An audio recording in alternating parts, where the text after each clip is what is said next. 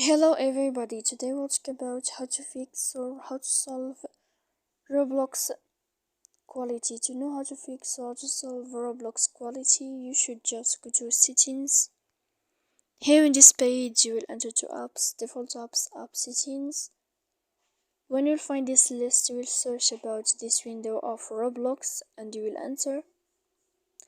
When you'll find this page of app info, you will click on first stop and we click OK. Here we go to click storage.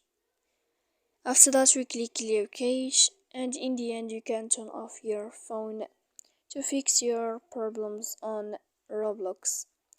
So please don't forget to support us by like and subscribe.